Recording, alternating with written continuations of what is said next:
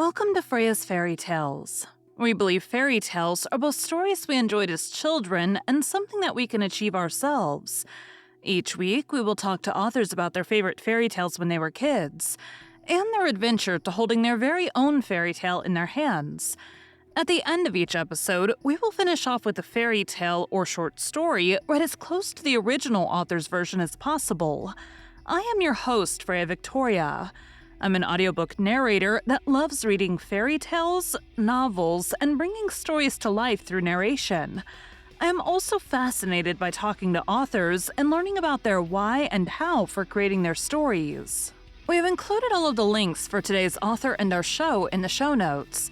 Be sure to check out our website and sign up for our newsletter for the latest on the podcast. Today is part 2 of 2, where we are talking to Lilla Glass about her novels. After today, you will have heard about writing lyrically, learning the process of things as she went, pivoting as needed while querying, testing out plotting versus pantsing, knowing the major character points and plot points of the series, working with your narrator to nail down pronunciations and character voices, blending genres and developing as an author, pulling from folklore, learning and sticking to your voice and the rules for that voice. The unseen. Elwyn is remarkably unremarkable, and she prefers it that way. What more could a thief hope for than to pass through life unseen? Perhaps it is a talent owed to the training of the notorious syndicate that reared her, or it may be a gift from her invisible friend, a clever and capricious creature, who, unlike most invisible friends, has only grown more real with time. Either way, Elwyn's unremarkability is about to fail her. Upon absconding to the tiny town of Amblewick in search of a quiet, uneventful life, she catches the attention of two feuding tricksters, each in the market for the perfect pawn. Through either fate or magical machinations, she soon finds herself in the company of a cutthroat assassin, a wayward prince, and a little girl with a chilling secret. Despite their differences, this ragtag group of ruffians just might manage to save multiple worlds, provided they don't kill each other first. So you said you work better as a pantser. Do you have an idea for, you said you have a 4-book contract, right? Yes, and I do know the overall arc. I've since learned that this is called the flashlight method, where you can. I used to, in my own weird little brain, call it the mountains above the fog method. Like you can see certain landmarks above the fog, but everything else is just a gray haze. Mm-hmm. And so I knew what the mountains looked like. I knew, important milestones for the characters, important turning points in the plot, but all of the little in-between details I didn't know. So Mm-hmm. I'm still using that. I use it for every book as well. There's just certain places that I have to get to. That makes sense. I feel like that's pretty much what I've done for I know the next 3 novels, what the big, what do you call it? The climax. I know what the climax of Right. each novel is. It's the, what else happens to get us there? I don't know yet. And trying to figure out, I know this person's going to be involved, but when are they going to get involved? I don't know that yet either. So you have, so you got the paperback and ebook out first, and Yes. then did your publisher handle the audiobook, or did you do that? They did. They handled the audiobook. Oh, I am so grateful for this this publisher. I'm a nervous person, and they have been so wonderful and knowledgeable. And I didn't even know it was in negotiations for audiobooks until they told me. I think that I had very lucky timing because Dreamscape Audio just came out with their lore subdivision, which is really high fantasy and epic fantasy focused. Mm-hmm. And that's what I wrote. So I it is a phenomenal audiobook. The narrator did an amazing job. I'm floored that I got that opportunity right out of the gates. Did you get Grateful. any say in any of it at all? Yeah, it's not necessarily, or it wasn't something that they necessarily had to do, but my audiobook narrator was just really wonderful in that way. She asked for some pronunciation guides and she double checked some things with me on the pronunciations and different kind of accents she wanted to use, since there are a lot there's there are 3 worlds, each with different nations and cultures in them, so she Mhm. did something like 30 accents for this book. Oh There's gosh. she she is incredibly talented. Because she managed to get one different for each of the side characters too, right? It's all distinct voices. And that's tough to do, I think, in epic fantasy. Normally, if you're listening to, say, a Brandon Sanderson book, you have multiple voice actors that are taking on that Mhm. task. So yeah, she double checked a lot of those accents and voices with me before recording the whole thing. I've had it a little bit of both ways where like I have some production companies that are like I don't work with any like publishers directly. I just do through like ACX or publishing like audiobook publishing houses. But like one of them is specific to like, reach out through us, don't reach out to the author directly, like we'll be the like go between kind of person. And then I Mhm. have some that use like some smaller pubs that use ACX that'll be like, reach out to the author to get any of your questions answered. Like we're just the people that picked your voice. Like we don't have anything to do with anything else. So and they'll be like, hey, if the author wants to, approve the audio, like listen to it as you go, that's fine and stuff like that. So I'm familiar with the going around the publisher to talk to the Right. authors. Also, if you're using ACX, there's this whole thing about like, um, or in like narrator groups, they'll like warn you against like apparently on that platform, any person with an author account can go in and claim unclaimed ebooks or books and just say like, oh yeah, I want to make, this is mine. This is yeah, it's mine. Don't worry about it. And just claim it and make an audiobook. So like I always reach out to, Google the author's name and find their social media and like reach out to them that way just to make sure like they are aware someone's making an audiobook of their book. Oh, yeah, that's terrifying. I didn't know that. Yeah, in general, I don't like to waste my time. So Mhm. I'm like, let me just, I mean, it takes like less than 5 minutes usually to find, Google their name, find their social media, send them a message. Now I've had a few that they never responded back, but for the most part, they respond back and they're like, oh my gosh, yeah, that's me. Thank you so much for reaching out.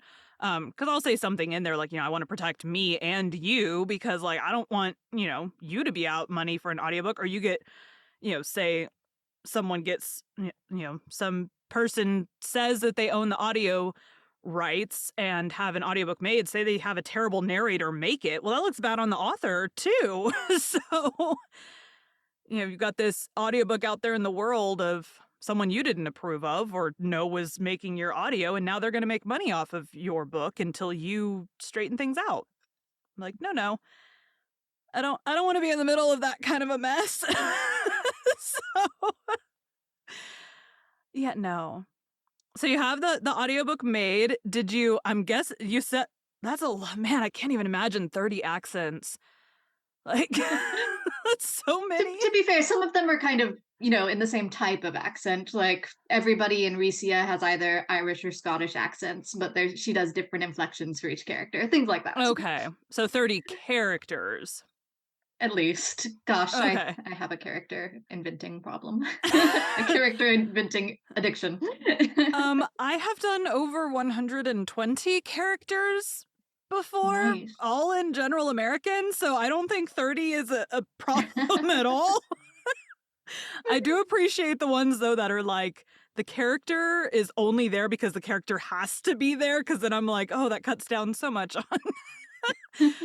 But at the end of the day, like, a story is a story, and if you as the author felt that it needed that many characters, then I'm gonna I'm not gonna be like no. so Right. so you are towards the end of book 2. Are you gonna like work to get the rest of this series out before you work on something new, or do you have other ones in your brain I do have already? others in the works. So, since there was this 2-year gap between signing my book deal and releasing the book, I completed a few drafts of book 2, and I also completed. I'm now querying a second series, so I Okay. I completed the first book in that series as well.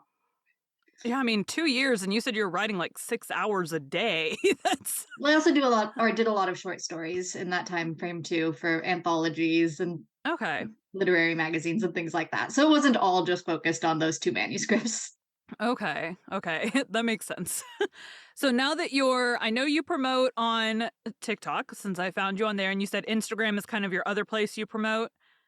I'm trying. That interface is a little bit more confusing for me. I'm not Yeah. the most technologically adept person. So I do interact with people in there, but it's usually a they reach out first sort of thing. And I try and post just updates on here's how book 2 is going along, or I have this event coming up, things like that. Yeah, I am the worst social media marketer. I'm not gonna say worst because I do consistently post. Like I post every day, but I post the same exact thing across every platform with the same hashtags and everything because I'm like, I don't have the time or energy to post what's supposed to be, whoever says that on each platform. I'm like, no, no, I'm just gonna post the same thing. And if it does well, it does well. And if it doesn't, I'm okay with that too. People still follow me. I still get messages. I still get the spammy comments everybody else gets. Send it to blah, blah, blah. I'm like, no, no. So the I'm back. next is the next series also the one you're currently querying? Is that one also fantasy or is It it is. It's a very different genre. So my first series is an incredibly lyrical hybrid between epic fantasy and dark fairy tale. okay? And my second series is written in a Victorian literary voice, and it is historical fantasy, with more of a Okay. gothic tinge to it. So I definitely they both qualify under the umbrella of dark fantasy, but one is more Neil Gaiman dark fantasy, and the other is more Edgar Allan Poe meets Bram Stoker dark fantasy. I gotta ask you because I've never read Neil Gaiman, and my book has been compared in some parts to Neil Gaiman. What is it about Neil Gaiman? Because I have no idea.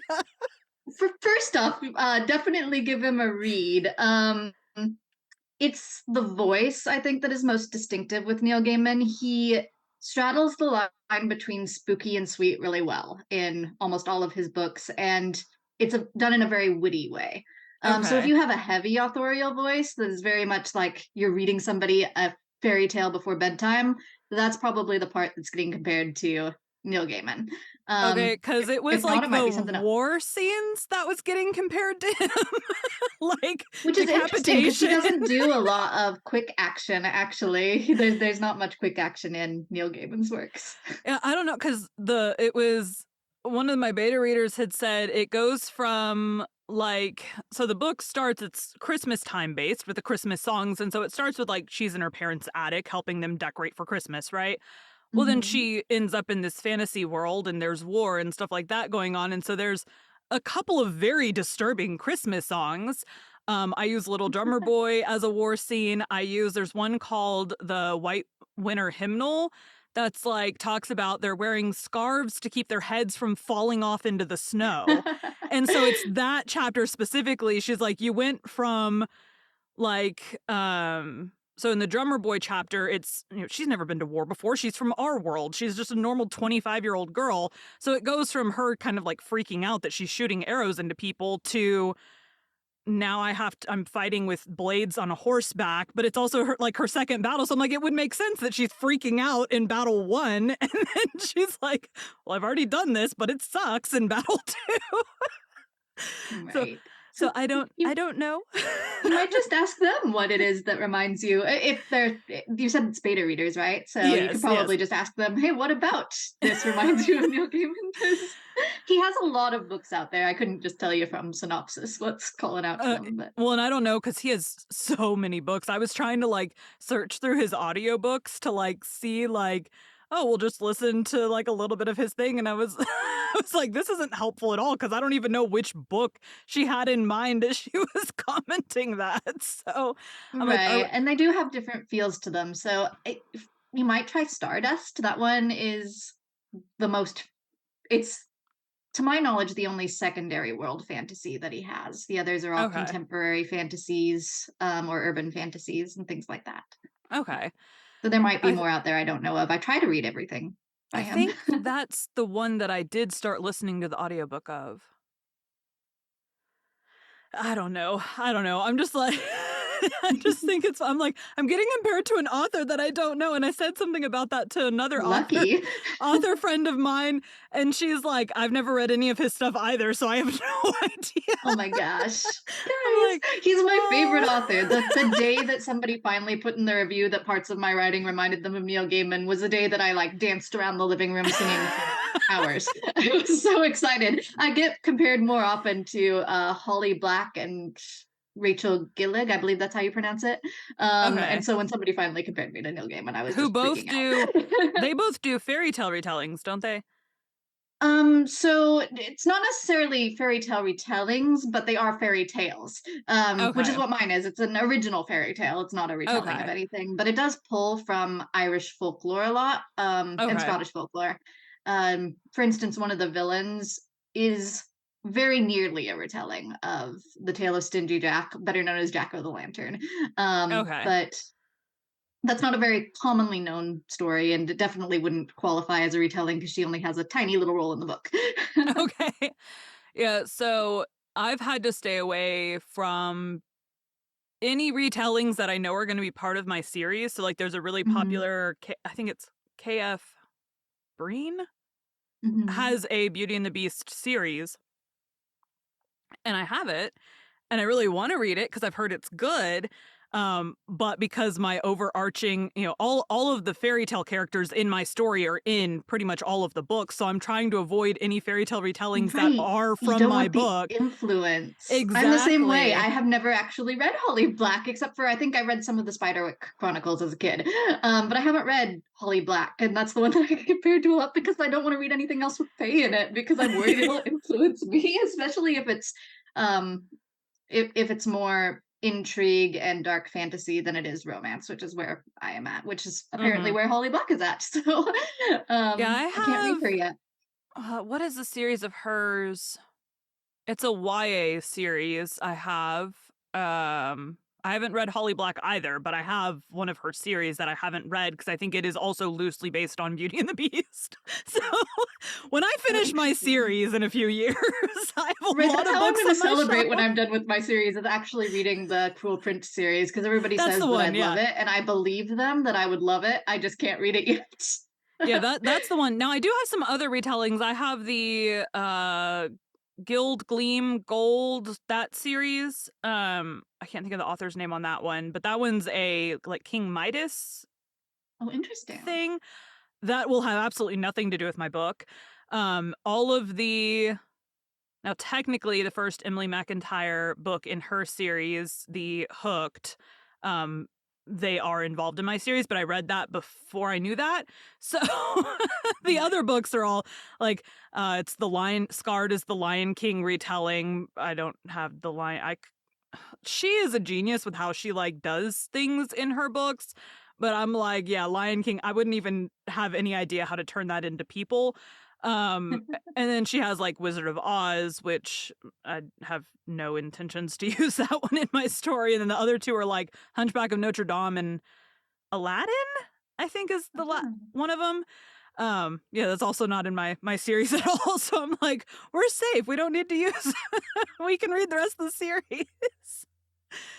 But the way that she used Peter Pan in Hooked is a completely different way that I'm using Peter Pan in mine. Um, and at the point that I read that book, I only knew Beauty and the Beast were involved. So, anyways, we do what we have to. I've kind of always loved like retellings or inspired bys of fairy tales because we all know, for the most part, all of us know like all these stories because Disney did a good job of making them huge. Right. But just seeing like the twist, the first series I remember reading was the Lunar Chronicles, where they're all like bionic and stuff. Marissa Meyer is the author on that one, and just like I remember Oh reading yeah. that a few years ago and just being like, you can do this with that story? Like, it's so cool. So, what is the best piece of advice you've ever received and the worst piece of advice you've ever received? I'll start with the worst because it was really well-meaning, Okay. but it leads into the best advice, right? Okay. So the worst advice I'd ever received was my very first beta reader, who's a wonderful person who I still work with, um, had learned a lot of tips and tricks for writing very modern novels. And I am Okay. not writing in a modern style, but I was new and didn't know the difference really.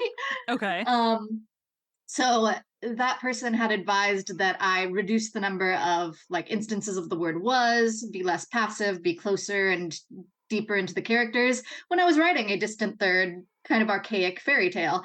So I did obey Okay. her advice. And then the manuscript felt wrong the entire way, and I had to go back and undo it Oh and no. put everything back the way it was because those those tricks would have worked really, really well in a modern novel, and they Mhm. did not work well in the style that I was writing in. Right. Which leads into the best advice that I've gotten, which is know what voice you are going for, know Mhm. what you want to sound like, and stick with tips and tricks that work for that genre and that voice and that style. Mhm. So you're not going to necessarily find the same value in things that work really well for other authors. And there may be things that work for you that no other author would touch with a 10-foot pole. Right? So um, it's all about learning what you want to go for. Yeah, that probably the hardest editing thing that I had. So my book is first person, present tense, except for the journal entries, which are first person past tense because it's a journal entry. So you're writing what happened in that day or week or month or whatever. Right. And at the very end of the book, there was one journal entry, and the editor's like, "P.S. This entire thing is written in present tense." And so I had to go in and make it all past tense. And I'm like, I don't know how no one caught that until now. It is what it is. So yeah, that makes sense unless you do something really complicated like me and have some in present and some in past. All first person though. I don't, as far as reading books, first person, third person, it doesn't matter to me when I'm reading a book, but for writing, the way that my brain works, I'm like, I could not write in third person because that's not how my brain thinks of the words. So I'm like, I'm experiencing it through the eyes of the characters while I'm writing it. So that's, I did this and I did that. That's how like in my own brain I when I'm see. thinking throughout my day, that's how my brain is. I'm doing this and I'm doing that. So, I think I'm very much the opposite in that way. It is a struggle. I've had to force myself to write a couple of stories in first person just to get the skill down, mhm. because it's all about third person past tense. I would write omniscient if I was talented enough, but I think that's reserved for the greats like Terry Pratchett. I Someday. the same editing lady that I was talking about that does the tips and tricks on TikTok, she did one about the omniscient and how basically you have to write your story where you think all the clues and things need to be and then completely tear it apart and redo it and all this and I'm like, that sounds like way too much work. No, thank you. I'm like, yeah, no, I don't think I could ever pull the I mean, like never say never, but like it sounds like a lot of work. It's just I think that it clicks more easily. Like you said, your brain naturally thinks in first person, and that's very hard Mhm. for me. So I think that it just has to do with how our brains work, whether or not that is complicated or simple. Um, because yeah, I one of the reasons that I didn't know that I wanted to be a writer for so long was because so much is written in this like this first person present, this very real and visceral in the moment way that my brain doesn't necessarily comprehend. Mhm. So even though I love those stories, I really do. I wasn't I was thinking of it as these are books that just magically appear on a shelf, right? Because my brain doesn't work that way. And so this Yeah. is me entering another world through this magical leather bound portal. And then when I read books by, say, C.S. Lewis or Neil Gaiman, I the way that the prose worked was the way my brain worked. Mhm. And so I realized that there are actual people writing these books and that I could maybe do it too. Yeah. Very, very well-known people when you're talking those 2 names. Right, right. And I mean, I read a lot of C.S. Lewis growing up, but I Mhm. didn't read Neil Gaiman until I was in my 20s. And then I'm like, oh, this reminds me of things. And maybe Yeah. maybe there is a connection here. All right. Well, thank you so much for having me on today. Sorry for all of the rambling. Normally, I get a cup of coffee in beforehand. You're fine. I also rambled on this one, so. People will just have to put up with the rambling. All right, well, you have a good rest of your Saturday. Thank you and have a great day. You too. Bye. Bye. Lila based parts of her book on the legend of Stingy Jack. Today, we'll be reading that story. Don't forget, we're reading Les Morts d'Arthur, the story of King Arthur and of his noble knights of the Round Table on our Patreon. You can find the link in the show notes. This is the legend of Stingy Jack. Stingy Jack was a miserable old drunk who loved playing tricks on anyone and everyone. One dark Halloween night, Jack ran into the devil himself in a local public house. Jack tricked the devil by offering his soul in exchange for one last drink. The devil quickly turned himself into a sixpence to pay the bartender, but Jack immediately snatched the coin and deposited it into his pocket, next to a silver cross that he was carrying. Thus, the devil could not change himself back, and Jack refused to allow the devil to go free until the devil had promised not to claim Jack's soul for 10 years. The devil agreed. And 10 years later, Jack again came across the devil while out walking on a country road. The devil tried collecting what he was due, but Jack, thinking quickly, said, "I'll go, but before I do, will you get me an apple from that tree?" The devil, thinking he had nothing to lose, jumped up into the tree to retrieve an apple. As soon as he did, Jack placed crosses all around the trunk of the tree, thus trapping the devil once again. This time, Jack made the devil promise that he would not take his soul when he finally died. Seeing no way around his predicament, the devil grudgingly agreed. When Stingy Jack eventually passed away several years later, he went to the gates of heaven, but was refused entrance because of his life of drinking and because he had been so tight-fisted and deceitful. So Jack then went down to hell to see the devil and find out whether it were possible to gain entrance into the depths of hell. But the devil kept the promise that had been made to Jack years earlier, and would not let him enter. "But where can I go?" asked Jack. "Back to where you came from," replied the devil. The way back was windy and very dark. Stingy Jack pleaded with the devil to at least provide him with a light to help find his way. The devil, as a final gesture, tossed Jack an ember straight from the fires of hell. Jack placed the ember in a hollowed-out turnip, one of Jack's favorite foods, which he always carried around with him whenever he could steal one. From that day forward, Stingy Jack has been doomed to roam the earth without a resting place and with only his lit turnip to light the way in the darkness. Thank you for joining Freya's Fairy Tales. Be sure to come back next week for ML's journey to holding her own fairy tale in her hands, and to hear one of her favorite fairy tales.